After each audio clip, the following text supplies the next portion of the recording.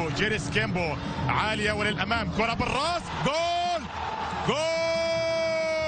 النصر يسجل، النصر يسجل عزيزي المشاهد، النصر يجمع العين في العين بهدف، وبالتالي يتقدم النصر ويضاعف من مهمة العين في المباراة الآن.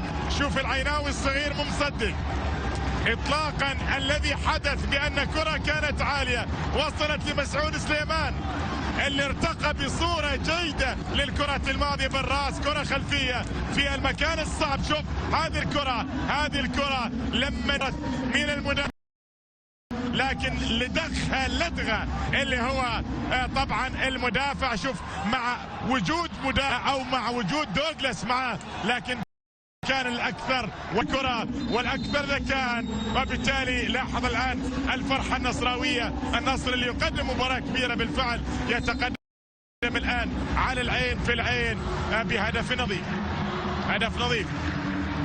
المباراة فيها هدف، واعتقد أنه لن يكون الوحيد.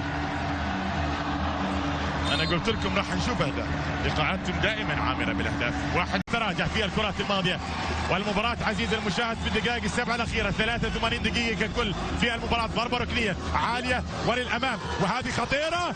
أوه، إدياكي يأتي بالتعادل. إدياكي يأتي بالتعادل. العيناوي هو دخل زلاتكو من اجل الهدف. الهدف العيناوي يسجل،